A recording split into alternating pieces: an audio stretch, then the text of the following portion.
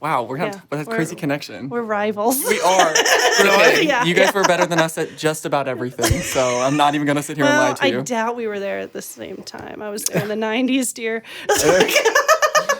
Still better than us, I think. I'm going to be honest. He's just water skiing behind you. I know, right? Yeah. It's right there. No, It's right there. Yeah. Okay. Rolling? Good? Rolling? Jamie, good? I'm good. All right. Okay. I don't think I have an angle to get everybody. That's all right. Oh, Lord. I'm looking over here. Okay. Hey, Saints. Welcome back to the Shipp Show. I'm so happy you are here and joining us on this journey. If you're a first-time viewer, I'm so happy you've decided to join us. I must warn you, though, if this is your first time, this is episode 7, and there are 6 episodes that are fantastic that came before this one. I recommend when you get done with this episode to go back and watch those other 6, but don't leave before this one. I promise it's worth it. So if you're a returning viewer, I appreciate you for coming back and supporting this venture with Dan and I. And Student-led, student-run, yes, of course, right? of course. That's what we do. Your support truly means the world to us, and I can't thank all of you enough.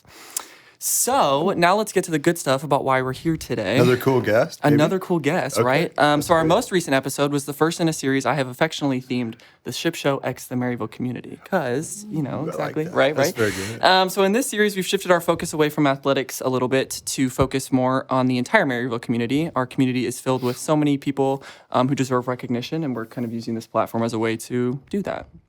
So that brings me to what we're here to talk about in this specific installment. And I'm a fan of giving people large introductions, so I'm going to do that again. Oh, you should. Did you just grab somebody off the street? Oh, yeah, I did. Okay, Some random cool. person. So let's do this.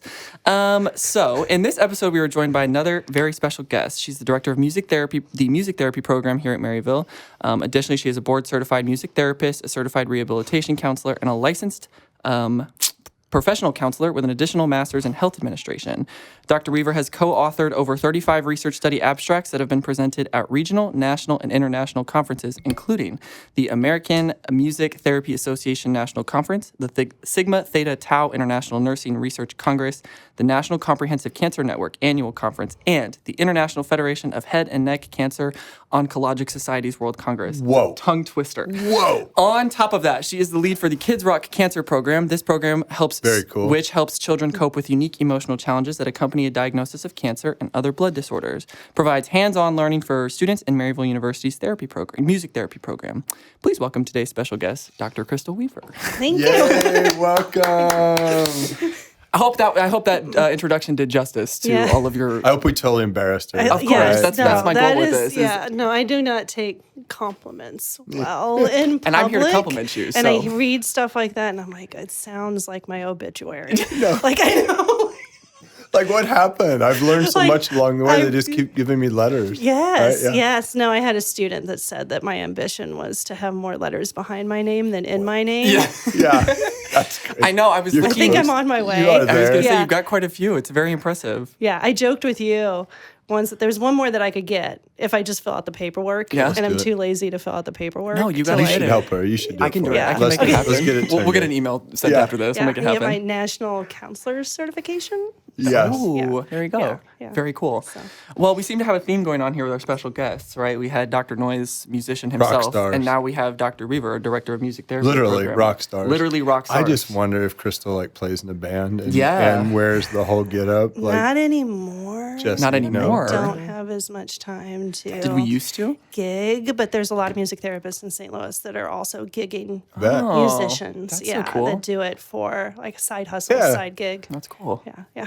We love it. Well, how do you get started? Like, how Yeah. did you go down this Tell us road? about Like, give yourself. us a little bit of fast forward, rewind, and How fast did I forward. become a music therapist? Yeah. Okay. I wish I had some cathartic, phenomenal, Yeah. like Lightning poignant story. struck you. Oh yeah, there's so many music therapists in St. Louis that have these phenomenal stories Dun, about how dun, they became a dun. music therapist, and I'm like, I wish mine was that great. But my story was I was at a large state school in Missouri, Okay. not doing well academically at all. I think, I was the furthest thing from the dean's list that you could probably get and still be allowed to be in the You were just institution. on a list. I was on I was on a list. I wasn't on the list that was Right, the good yes. one. Looking back on it, probably because I had chosen a major that I think I thought everybody thought I should do. Yeah. And everybody was encouraging me to do, but it wasn't what I Yep. wanted to do. And I wasn't unintelligent or a bad student, but I wasn't in an environment that I was able to flourish. Yeah. Yeah. This was like 30 years ago too. So I do think that music and athletics has changed significantly. But during that time, I don't know if you've ever heard of, and you'll probably know this, that a lot of teaching, whether it was an instrument or in a sport, was done through shaming. That to make you, if you made a mistake, that's your fault. You should be ashamed of that. You need to do better. Yep. And so it was starting to get too much for me. I had done that since I was a teenager. Can't make a mistake. Oh my gosh, what do I do? Yeah, I mean, and I'd done that since I was a teenager, and it was starting to really, really, really wear on me.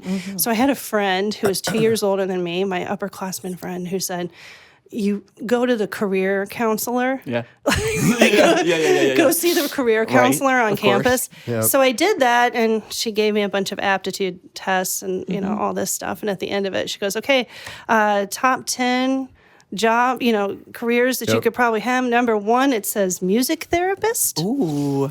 And I'm like, okay. And she goes, Tell me more. Yeah, and I was like, yeah. oh, okay. I'd heard of it, but I didn't know anything really significantly about it. And she goes, well, you're going to have to leave this institution because we don't have a program if you want to do this. Oh. And she goes, there's one up in St. Louis. It's called Maryville University. If you would want to give that a try. The clouds parted. Yeah, so I called. show. I called on the phone. I sent them my VHS audition tape. I love it. Here. You know what VHS? Yes. Yeah. Okay, we need to double check. We have a You and I VHS were like, player at my I know house. I exactly. transferred halfway through the school year, so I came in January of 2001. So you can see how well it was going for me that I was able to come like halfway through the school year. Yeah.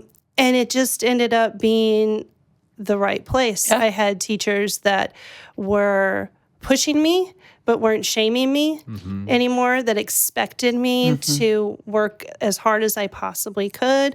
There was Rosalie Duvall was the director of the music therapy program at that time, and Bia Amato was the clinical coordinator. And she really kind of pushed me in a clinical direction that ended up making sense for me. And Dr. Katya Georgioff was the music director, and that name. Yeah. So very, very strict teacher, but very fair. And that's what I really resonated with. And then she set me up with private lessons with John Cassica, who was the principal for the St. Louis Symphony and Percussion. That was my main instrument. Okay. And he really, just kept me on a very That's awesome. strict track. Because I had another friend that told me it's much easier to lower your GPA than to raise it back up again. So I had to, every semester I was here, Words to live by. get a 4.0 just to get my cumulative back up to a good place. And I did.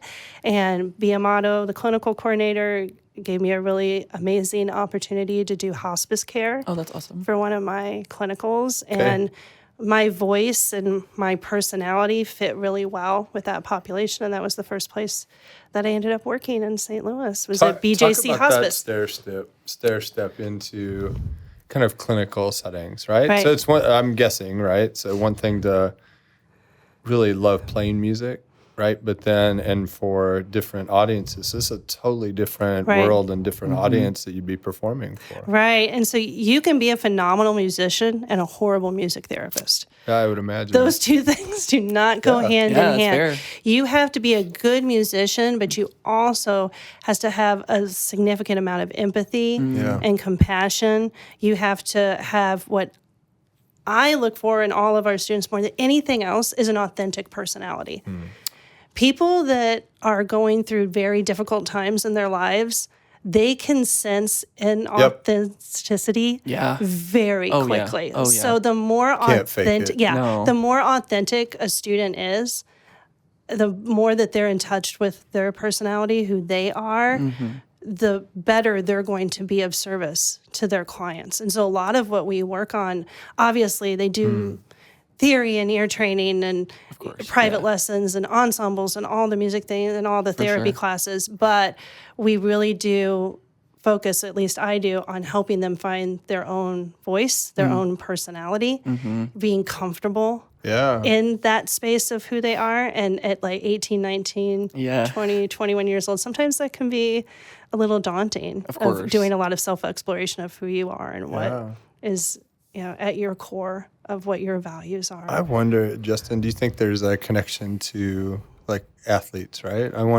I think about authenticity and the role it plays in your professional life. For sure. And I would think, it's tough to fake like your love for a sport, right? Yeah. It is. And it's like, you can fake it as much as you want. Like you can absolutely set it out on the field and fake it, but you can see it. Like you can tell when somebody's like smell it, checked out and it's like, okay, well, what do you do? Like you're just not even why are you still doing this? You're not even having any fun anymore. And so I also, that note about authenticity, I resonate with a lot as well. It's something I also value in people as a general rule. And it's something my girlfriend works in nursing. And so of course she's a fantastic nurse, of course, but she's a very authentic person as well. And she talks about in some of her environment as well, like recognizing some of that, like seeing how being authentic with even just patients makes them feel like, oh my God, you're the best nurse I've ever had. And she's like, all I did was like be nice to you, for God's sakes. Like, well, I'm not even doing all that much. And so it's just show a little bit of compassion. It's really nice to hear that that's starting at the teaching level here. So absolutely. I mean, I think,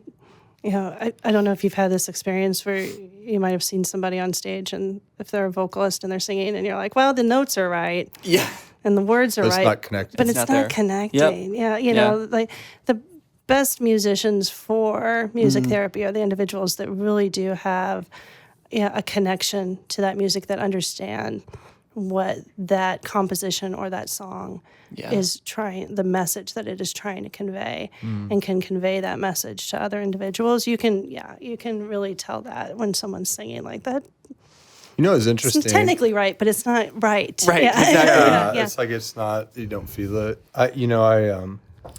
My mother was in an Alzheimer's care unit, this is now 20-some years ago.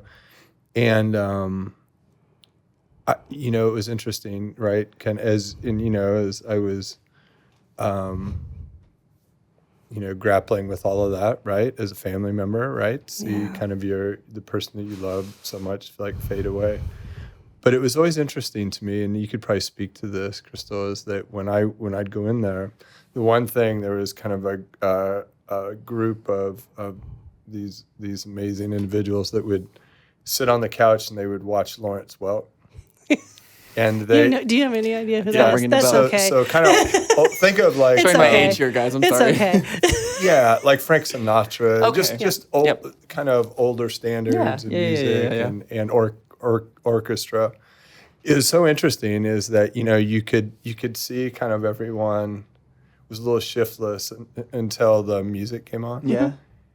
And it totally changed it. I distinctly remember that from those times visiting my mom, of just what that meant to that group, right? So, I mean, maybe respond to that, because I think that is so amazing to me to see that. Yeah, and the first time you see it, it's phenomenal. The individuals that may not even have the ability to speak anymore because of an Alzheimer's or dementia diagnosis can still sing music. And it's because music is not stored in one specific location in our brain, and it's not stored in one memory center either. Interesting. So it is stored in procedural memory, and that's how you can take somebody that used to know how to play the piano, has Alzheimer's, can't remember who their like child Tony Bennett, is, right? Yeah, could play, but can still play because that's in your procedural memory. It's also stored in your episodic memory. Episodic memory is exactly what it sounds like, episodes from your life that a lot of us connect specific memories with specific music that we were listening to at that time. Or I don't know if you've ever had an emotional experience going on and you hear a piece of music and you're like, that's exactly... Takes you right back there to that place. Or, oh my gosh, that's exactly how I felt in that moment. And so that is what that is doing when you see individuals like your mother with, who was diagnosed with Alzheimer's, that they might not be able to connect with that short-term memory as easily, and even long-term memory becomes hard. But music has a way of tapping into that episodic Could remember the words. Could remember the words. And folks would get up and start dancing together. And so that really struck me. And, at the same time, so that kind of longer term Yeah, memory is it's yeah. connecting to your emotional core. Right. What was, and then you take from that experience, and it actually had a very uplifting effect on me. Yeah. Because, that's heavy stuff as a young Yeah, person for sure. to work through as Yeah. a family. And I remember, as this is kind of a fun story years later, right? Yeah. Is that we kind of, Lawrence Welk show got over, and we're sitting on the couch, and my mom looks over, and I said, my father, who was still alive at the time, I was like, have you seen Gene today? And she's like, yep, he came down earlier. And then she goes, you know what? That Gene Shipp has 3 really great boys. Oh.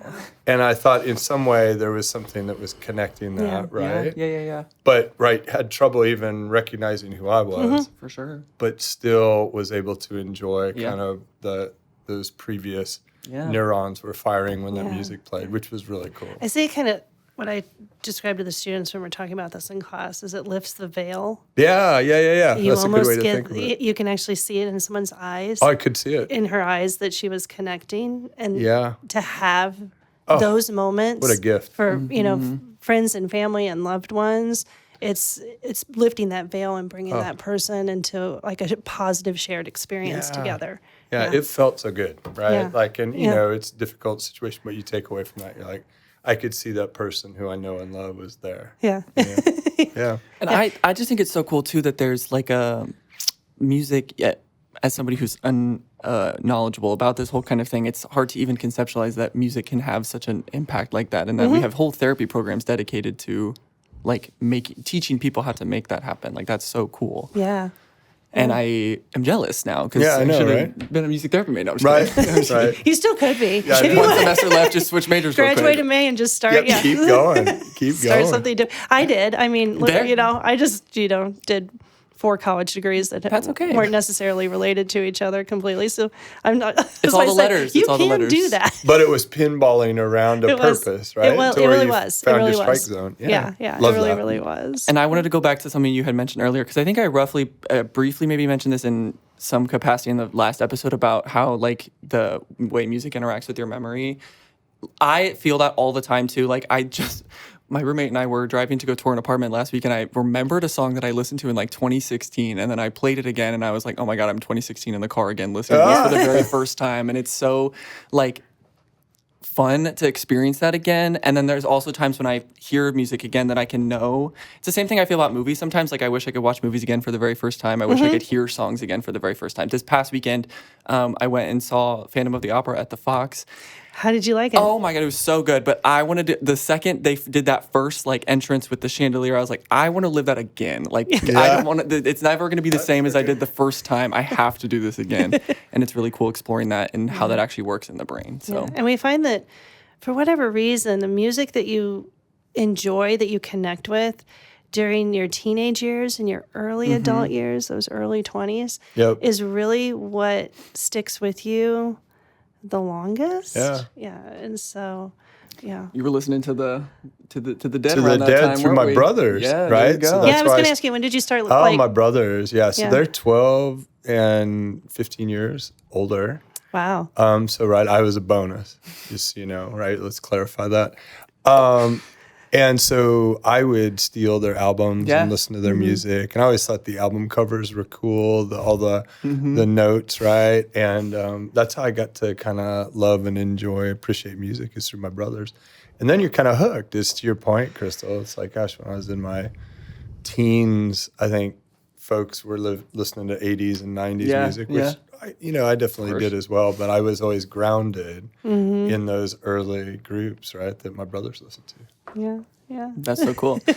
Well, so you kind of really started out at Maryville and then really rose up to the absolute highest of ranks you could here. Can you talk a little bit about that experience? Like you started, educationally in the music therapy program to now leading it. So how has that been for you? What has that felt like? So it wasn't an immediate thing. So, course. I always wanted my career to be like a plane taking off instead of a rocket. Yeah. Yep. I didn't want to shoot up fast and then shoot down fast, run out of Yeah. energy and then Right. come plummeting to the ground. I always wanted to just kind of have this good ascent. So it was Maryville student to BJC Hospice to St. Louis University Cancer Center, going from the intern to the therapist to the senior therapist to the manager, right? Kind of having that very slow and steady ascent, simply because I would see individuals around me that if they were shooting up too high within the ranks too quickly, there was a large amount of anxiety that would come, because if you don't learn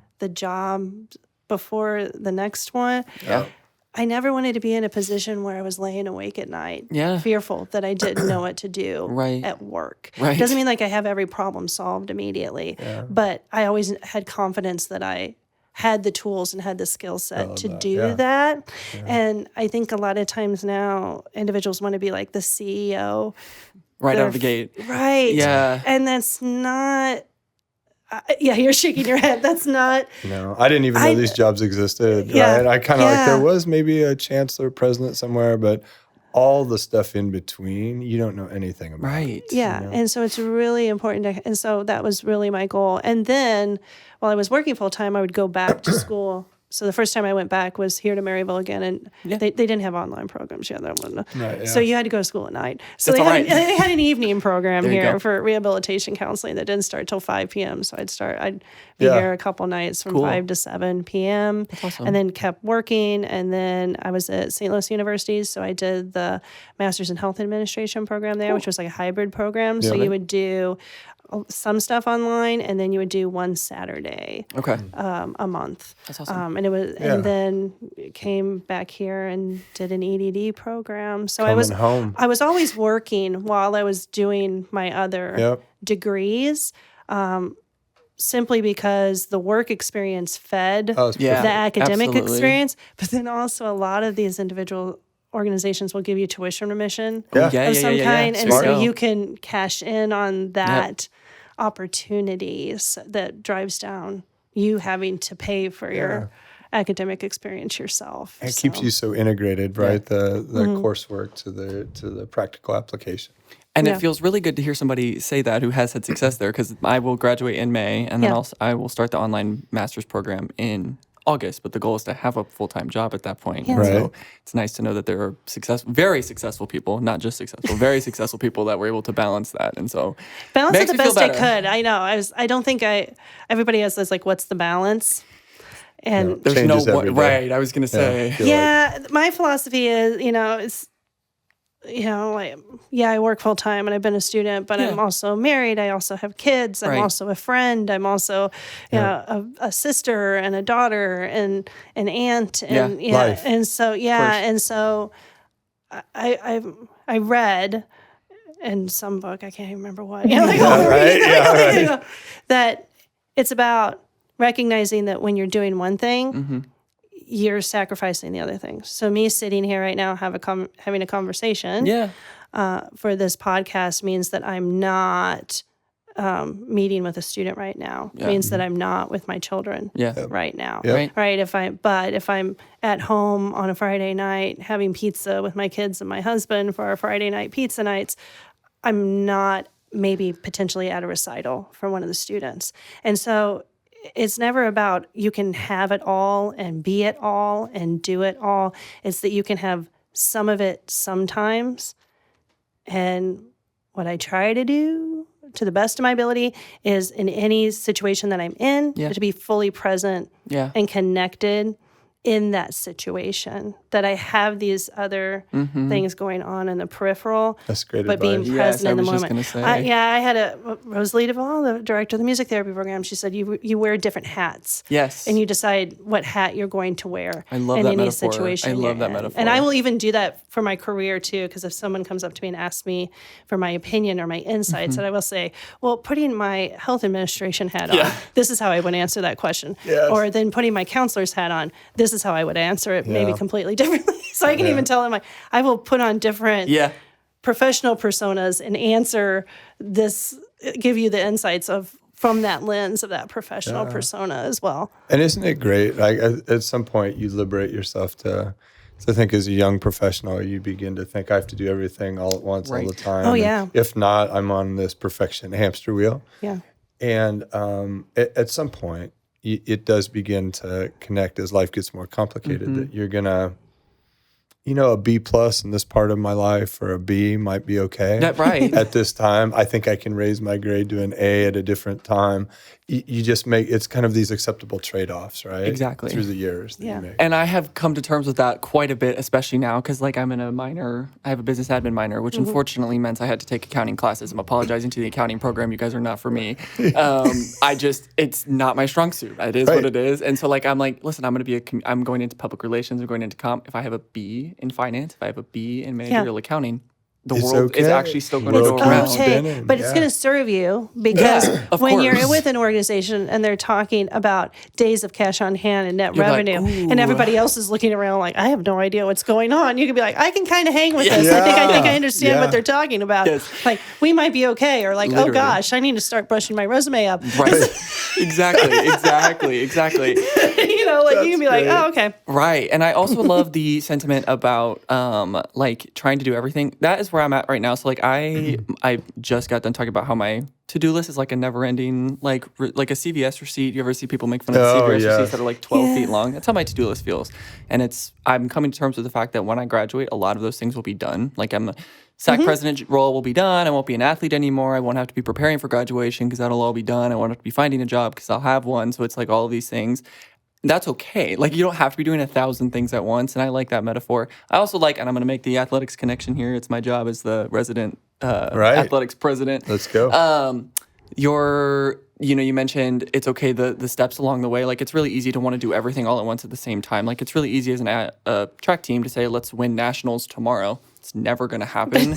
Like I can't walk out tomorrow and just win nationals. You have to set those smaller, more attainable goals and then celebrate them because like getting those small achievements is fantastic. I recently came to terms with this because I will be graduating, right? So I could have gone straight into a full-time job, but I was given a really awesome opportunity to be an intern at our MLS team. And because I'm still, going for an education degree, that was a chance. And I had to grapple with, okay, I could go get a full-time job somewhere, or I could take this experience and have fun with it, which might yield a full-time job if I'm lucky.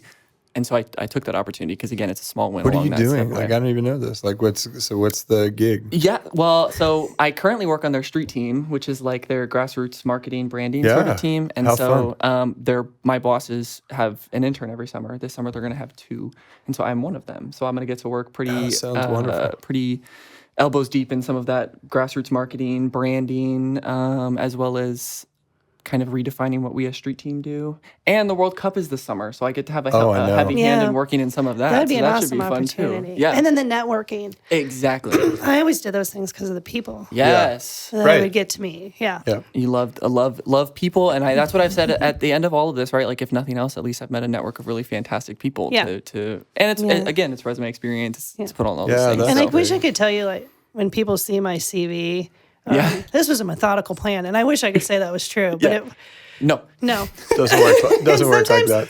No. I'm not like horribly impulsive, but sometimes I do make like, I got my health administration degree. I was thinking about, should I go into more leadership in healthcare? That would be awesome. And then I heard somebody like walking past me said that they were like enrolling in the program. I was like, okay, I'll do that. That sounds like a good idea. I wish I could tell you like every decision I made was some like well thought out. It doesn't have to be. It's okay. Meticulous. Right. And for most people, that's the case. That's the case. Yeah. I also think it's really cool to hear how successful you've been, and it's not where you started, because I think that's something all students need to hear, right? Oh, yeah. Like even if it's a degree they started out with, it doesn't mean anybody has to finish it out. Like if you're not happy, change it. That's what it's we're here not for. fatal. It's not. It's not fatal. No. It's not fatal, and it's I think we put so much pressure on that GPA. Yeah. And that's got to be perfect. And we got to, and one blemish, and it's, my whole entire life is over, and I'm never going to get a job, and nobody's ever going to want to be around me. And it's just, constant shame. And so, I'm very open about my journey, because people see this version of Crystal, who seems, very competent and, very got it going on. It's like, well, 25 years ago, right. A little more out like all over the place. So and that's okay. And that's okay, right? Yeah. Well, can you've done so much it seems, right? Especially in the St. Louis community, the Maryville community. Can you share a particularly memorable experience or success story from your work in music therapy? Like one that stands out to you, like without sounding too boastful. Yeah, just like something a session that comes or to like mind. or something. Whatever comes to your And mind. maybe it's a student. Maybe It might it's be a a student student, out yeah. doing something really cool stuff. Well, I had a really, really cool student story from a couple weeks ago. Let's hear it. And then I'll tell you like my one Perfect. Yeah. like self-centered story. I'm here for My it. boast. Yeah, my boast. My My boast. boast. I had a student who was older than me, non-traditional. I don't even know what that is anymore. Right. But what they used to say, like non-traditional, was Yeah. the name of it. Contemporary learner. Contemporary Ooh. learner Yeah. who had been worked for a car dealership during cool. COVID Yeah. and had been laid off from his job I got you. during COVID. And his wife said, well, why don't you just go back to school and do what you always wanted to do? And you wanted to always be a music therapist. Why don't you pursue that? Yeah. And he took a chance and he did.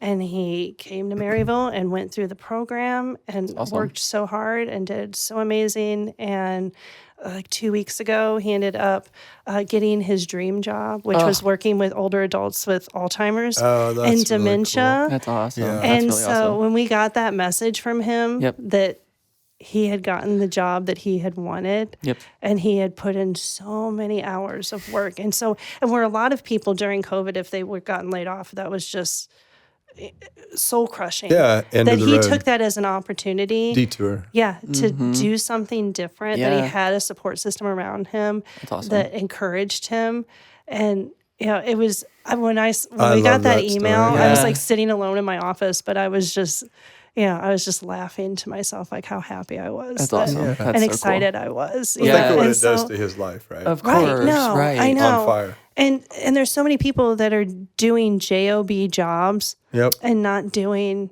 something Yeah. that fulfills them. Yeah. And so that he had that experience of coming to Maryville and learning something that would fulfill him. I love and that. moving into this like next chapter of his life.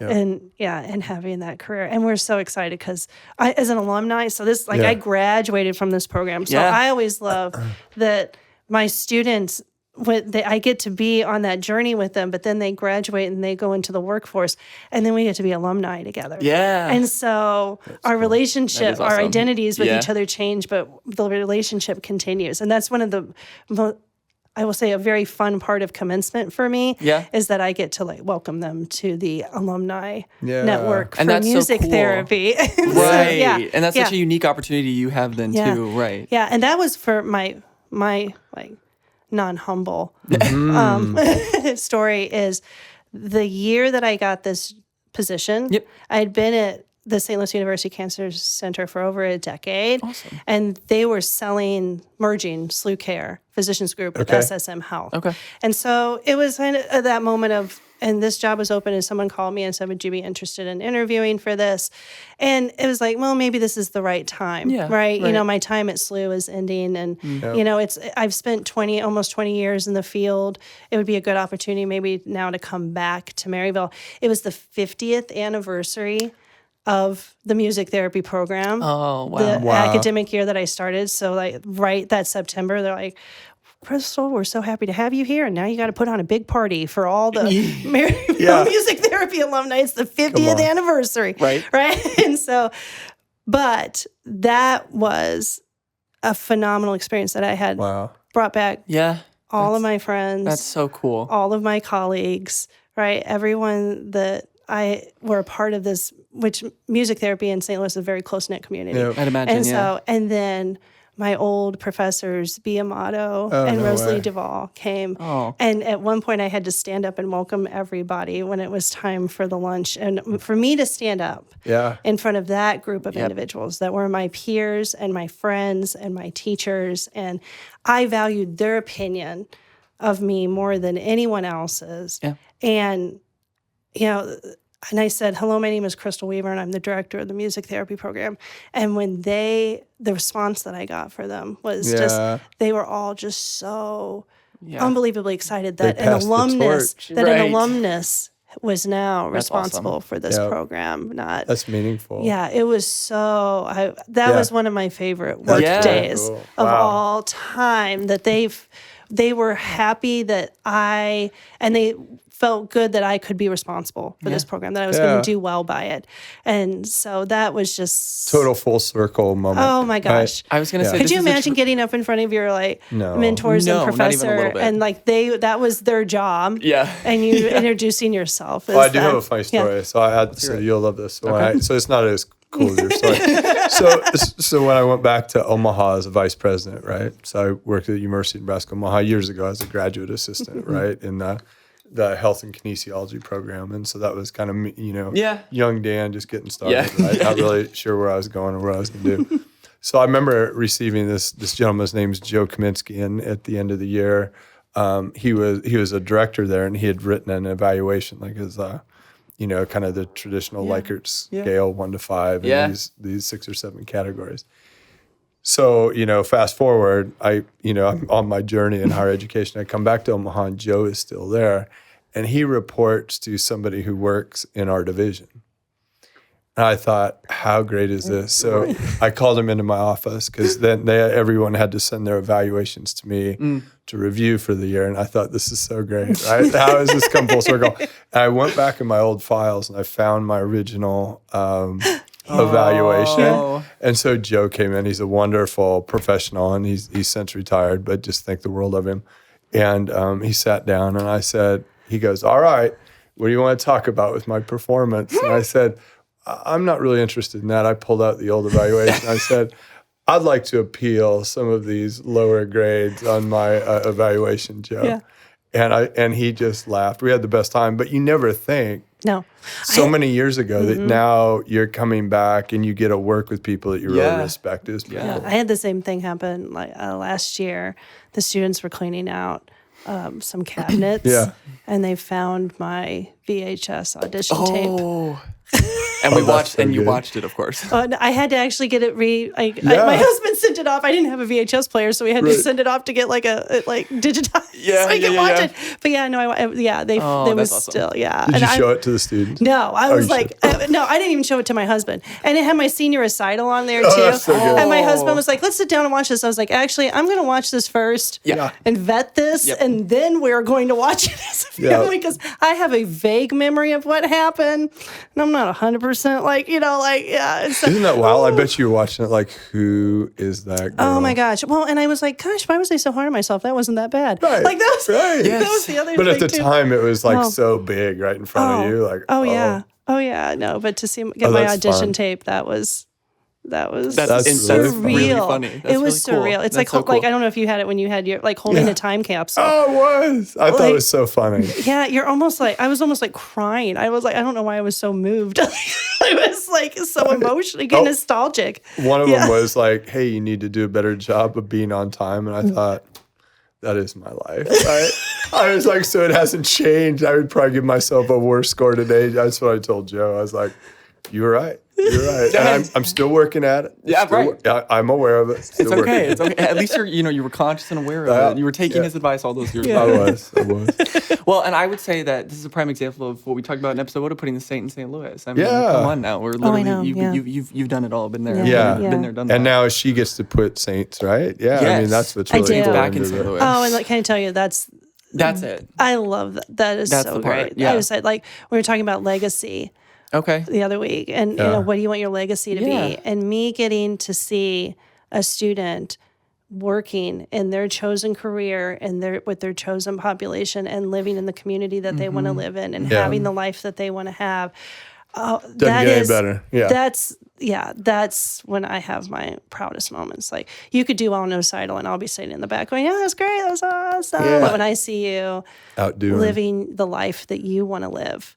Right on. That's when I just get tickled. Yeah, and I'm sure that wasn't always what your view of this is success and the future will look like. Right? No, and that's why so many people read this is how many publications and abstracts you have, and I'm like, that wasn't that great. That's usually you sitting alone in an office, right, writing some things and then hitting submit, and it doesn't give you the same like working with you connection. Or talking to you about your future and what that's far more meaningful. That is. That 100% is. That 100%. I was gonna say I talk about that all of the time. Like I wish sometimes there was a way to kind of one thing I learned is that experience is not something that like you can write down on paper, which is why I sometimes hate the format of a resume. I'm not going to lie to you. Like relevant experience. It's like, okay, I can conceptualize all of these things, but it's like, it doesn't show what I've learned in conversations here and conversations with you and sitting in meetings with these people and like going to all of these leadership conventions and getting to just listen to what people have to say. Like, it's just truly, that's it. Like, that's the winning for me. And so I think it's really cool that you have so much of that. And it's really awesome. And you're on the road to figuring it out, which is great. I feel like you're light years ahead of where I was at your age. You know? Well, I might look like it on paper. I don't feel like it. I won't lie to you, but it's okay. You make better cookies than I did. Thank you. Right? I can tell you that. Sure. You always say like the students here are very locked in and very. Yeah. You're like, whoa. Wasn't always like that.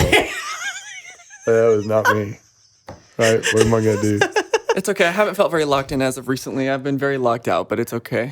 I think like every year it's like I list out for all the music therapy students, like, this is all of the things I know you're going to try to get away with, like coming into a concert late by taking the service elevator up the back. And you want to know why? Because I did that. So that's like, there's nothing you can do that I haven't done, that I have not tried to do at this institution, multiple times. That is so too funny. like you're not getting away with it. That's too funny. Awesome. That's funny. Well, one thing I want to ask you, touch on a little bit too, but something that I think people can benefit from is, how do you kind of work to balance your work, as you wear so many hats? How do you work to balance some of that in life? Like I said, I think being present, I think that's hard. Yeah. I think a lot of people are thinking about what they have to do next, or what they're doing after this, or what they had to do before this, or and you can see it in someone's eyes when you're talking to them. Mm-hmm.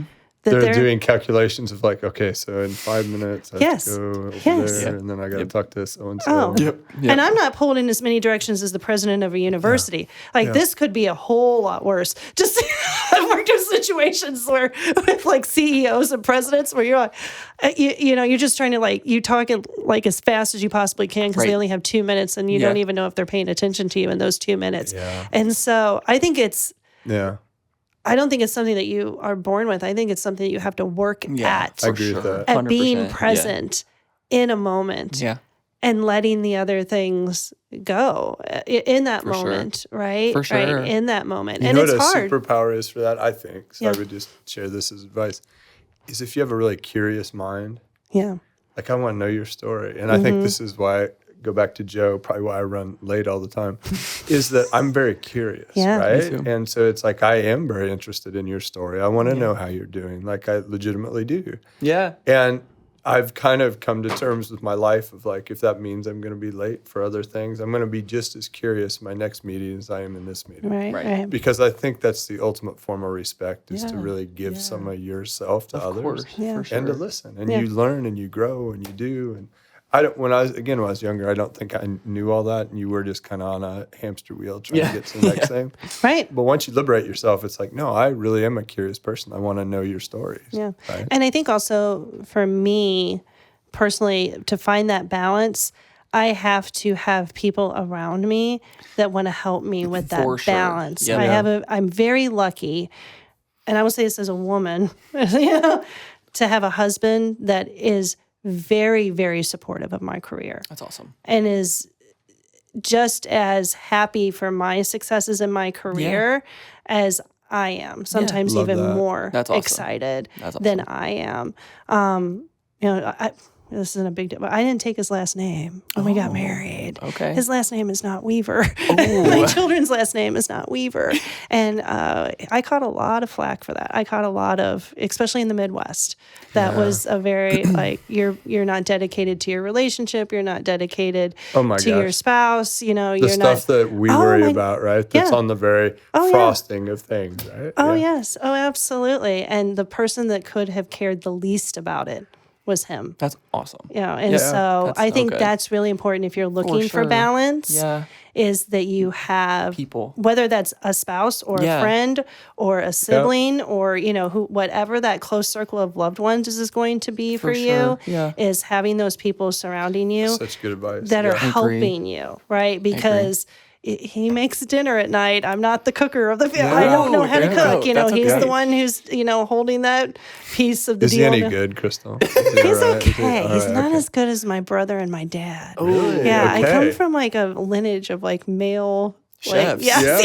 And so that's why I was like, how do you not know how to cook? I was like, well, it just wasn't a part of the culture Didn't of the happen for me, family. right? But I was enjoying. Right. he does make, I will say my husband does make this really good spaghetti dish that has brown sugar in it, in the sauce. I'm sold. Yeah, it has, if you just put brown sugar Okay. Really? in it, and it sweetens it up, and it tastes so good. Okay. It So we have a tastes tip, a so cooking tip. good. So I'm going to make from Dr. spaghetti Weaver. next Okay. episode. Yeah. With just a little nice. Oh, no, a sprinkling, lot. right? You got to put like. Oh, you got to put a lot? Yeah. Did you guys know this? Yeah? You didn't know it? Okay, now we know, right? We're Try learning. it. It tastes so good. You just buy like regular ragu at the store. You know what I'm doing. Throw that in a pot. Brown sugar. Put like a fourth cup of Game brown changer. sugar in it. Yeah. Have him watch this and don't tell him you mentioned that, and then just have him watch it at the end and I see will. we're commenting on his spaghetti That's what sauce he cooked recipe. for me for one of our first dates, and that was that's and we're awesome. together forever. He sold you on the Yeah. brown sugar, Yeah. right? I love it. Well, and I bet like music, there's that subconscious connection between that meal and that first couple of dates. Oh, You're yeah. like, oh, there Well, it he's is. a musician too. He Okay. had work life, but he was a bass player in a band. So. I don't know if I fun. missed this earlier. What instrument do you play? Percussion, so like Okay. orchestral percussion. So if you look Okay, at an cool. orchestra in the back, Yeah. there's like a marimba, vibraphone, xylophone, timpani. That was my primary Okay. instrument, and then all music therapy majors, irregardless of what your primary instrument is, you have to do a guitar, piano, and vocals as well. So That's amazing. I have a question for you. So this is fun. So, on if you're listening to Sirius, how the album covers come up. And so the fact just this morning, I was listening to the song. I don't remember what it was. And the picture of the album cover came up. And it's a fellow plays kind of a jazz, kind of new age jazz. And it looked like a keytar. That's what I would call it. Yeah. But on the top, there was it looked like there was a clarinet top to it. Oh, yeah, I've seen like, it. I forget what it's is called. that You've never thing? seen one of those? Never have I seen it. do we have one of those in the I cabinet? took a picture of it. I'll have to We show might you. have. I was No, like, yeah. what is that? Oh my gosh. Oh yeah. So you I can forget. go like you're playing like the clarinet and the keytar. And oh wow. Like that seems like All a in lot one. for my brain. Like what's going on there? Wow. And I tell people it's like I'm a functional guitar player. I have students that are better at guitar than I am. You don't have to be a phenomenal guitar player to be a music therapist. So I have students that you have to be humble enough to know like, oh, that student is much better than I am at that instrument. And there are some music therapists in St. Louis. Like there's one that he has his master's in communications. Yay! I know, right? Twins. Yeah. There's hope for you. There is hope for me as a And music he therapist. wrote music for Melissa Etheridge. Oh, No way. Yeah, it has a Really? Grammy. It's Oh, I Grammy love it. nominated Okay. songwriter. That That's was so really cool. his gift. There's another one that he could just pick up any instrument. I remember when he was a student. I aspire. I wish. Yeah, that he would like, I just felt like playing the mandolin today, and just picked it up and could figure it out. It's there's some phenomenal musicians that are music therapists. I was gonna say it's on my lists here. When I graduate, I need to learn a second language, and then I want to learn an instrument again. I used to play the guitar. Yeah. Ooh, But you and lots I of have years watched ago. that Benjamin Zander Yes. video. Learning to play an instrument is like learning a second language. You're going to be bad at it for a really, Yeah. really long time. It's okay. For a really long And time. then it starts picking up, right? I love it how he does that, right? Which is true. I anytime I show that to a room, because we show that in the music therapy program the first week of It's a classes. TED Talk. It's Yeah. really great. Okay. Yeah. Okay. We'll have to link it down below. Yeah, I'll On put the- it we in the should. comments for We should. everybody. link it down below. It's wonderful. The students, the music therapy students, I mean, they laugh out loud. I don't know if you heard, like other people watch it, but they laugh out loud because they remember just how, and I'm sure that it's the same way for sports. When you Yeah, think for about like how sure. you started and you're like, I was So bad. bad at this. Like, this is so Yep. awful. Yep. You know? It's so But you true. really can. It is a good It sports is. I was metaphor gonna because say. you at some point you kind of level up. Yep. Yeah. And it's like, wow, that seemed easier this time. And then does. you level up again Yep. and again. It's a really cool process. I was gonna say it's because I recently I run steeplechase on our track and field team, and which is the water pit. That's and hard. Can I tell you? Like, Yeah, I've please. heard you say that before, and Yeah. like the first reaction that I had in my head Yeah. when you said that, I was like, "Isn't that amazing? How one person's joy is another person's purgatory?" Like, No, and it's really if you told me to do that, I'd be like, And if you had told me, if you said this is gonna you either do this or you lose your job, I'd be like, well, Dan, it was a good run, and we had some success, and there's no way in hell I'm doing this. No, yeah, I get it. that would be my purgatory. That would be horrid. I don't even know. Well, and if you had told me that 5 years ago, I would have said the same thing. But then freshman year, I got here and I was like, sure, let's try it. Might as well. Giant hurdle with a moat behind it. That's gonna be my jam. Yeah, it makes you wonder how people invent this. Like you wonder, if you were in the conference room and people are like, what we could do? Jump into water. No, literally. And it's kind of a yes and game. And let's put an alligator in the moat behind the giant hurdle. So more incentive to get over the top of it. Right. Yeah. Well, so I've been doing that now for 4 years, and so recently I have fallen into the pit one time. I've talked about this on this podcast but just before. once, that's My great. freshman year, I was on a roll. I felt so good, and then I face planted right into the water, and I was like, oh my god. Now I still got up and It's dirty water too, isn't yeah, it? of course, yeah, and almost assuredly the women No always, chlorine. of course, You're getting a tetanus shot at the end of that, right? And the women. The women always race before us then too, so it's just like all of the mud from their spot. It's just disgusting. Anyway, so and then that's all over you. So it's not even like you could fake it, like it didn't happen. No, and also it was cold that day too, so I'm covered in water and I'm cold, right? And so then recently, my grandpa found a photo of me falling into that pit, I love and I was that. like, "This is."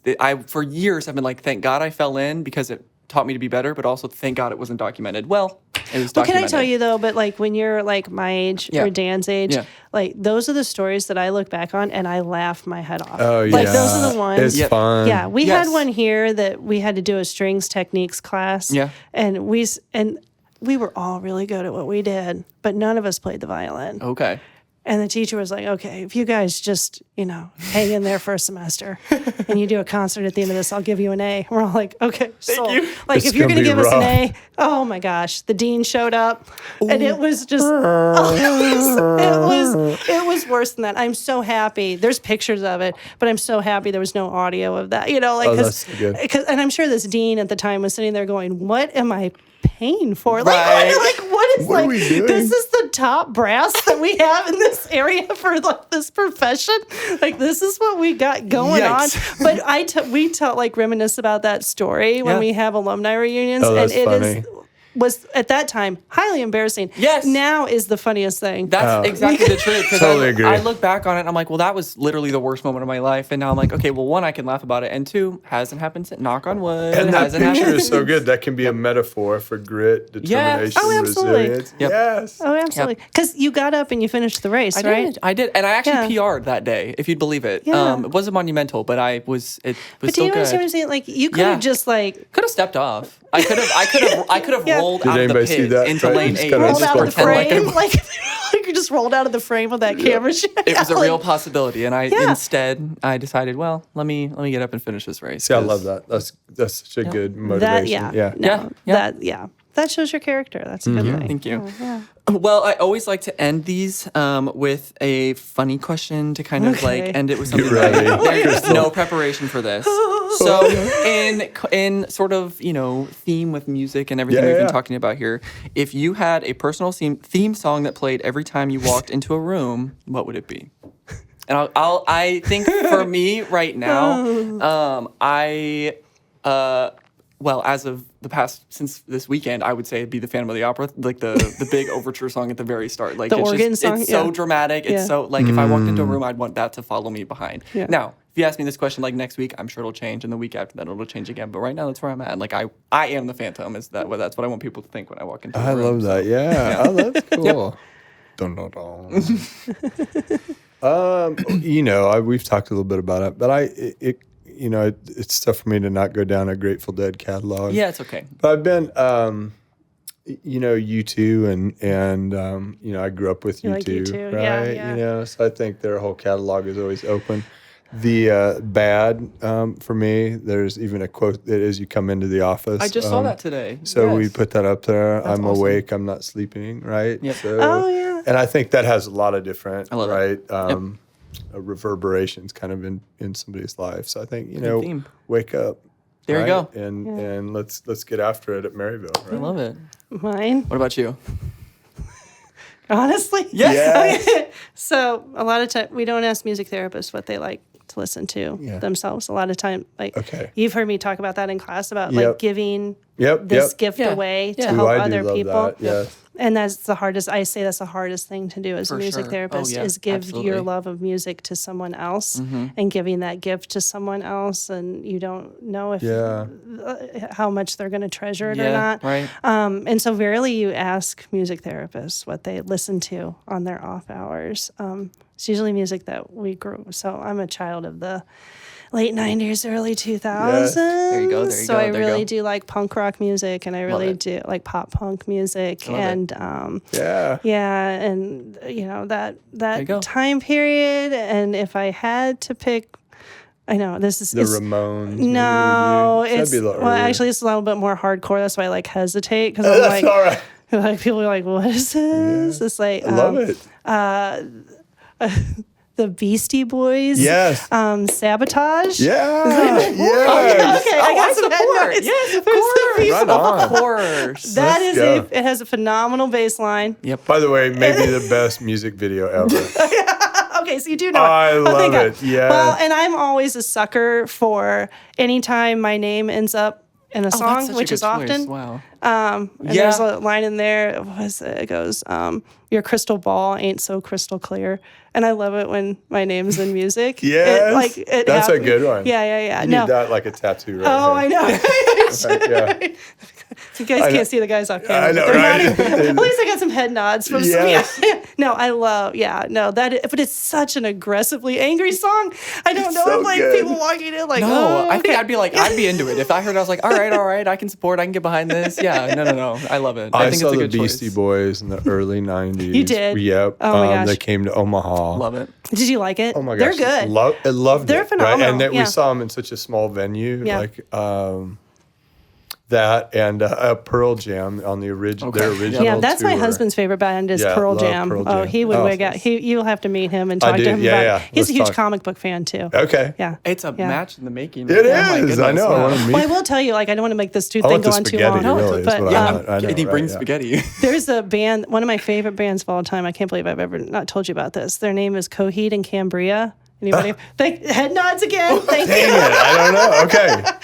Okay. And they're a phenomenal live band. You would love them. Okay. Because the name of their band is the lead singer, who's also the lead guitarist, writes a comic book series. Really? And the albums are the soundtrack for the comic book series. That's And that's how they cool. have their That's band really name. cool. Coheed That and is really Cambria are the two main characters in the comic. So you read the comic book and listen to the album simultaneously. Yeah. Oh, I want to. Okay, so I have Add that homework to to do. I was going to say, So, you've got homework. right? Get on that. Right. They're That's cool, awesome. Crystal. Yeah, Oh my gosh. yeah. I'll have to send you some other. What a cool guest! Like, and you Yes. just grabbed her off the thank street. you. I know, we here. just picked her know, up. right? That's my She was walking compliment of down the the day. office. Like, cool. Like, oh my Yeah, gosh, if right? I could just be cool. Like, for my You are cool. For my Yeah. kids, I'm like, oh Well, my gosh, if they would just call me cool, I'd be. Well, we need him to watch this. I was going to right? say the Yeah. internet's going to call you cool. So Well, that's last all week that you guys had matters. Jesse on, and he said something on stage yesterday that was hilarious. He said when he gets teacher evaluations, it's like if they just said that I was funny and cool, I don't even care if they learned anything. That's great. And that's why I was like, oh, Yeah. I'm cool. You are still. cool. I'm You're the like, coolest. God. Yeah. And people learn. Oh, that's so that's great. great. Yeah, I know. Oh, that's so funny.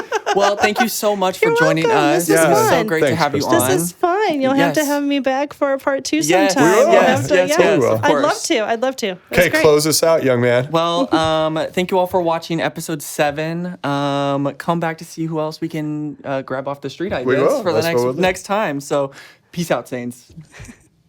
Love it. Yeah. That was easy. Yes, You did no great stress. at that. Thank you. Need like Anderson Cooper here. I'm like,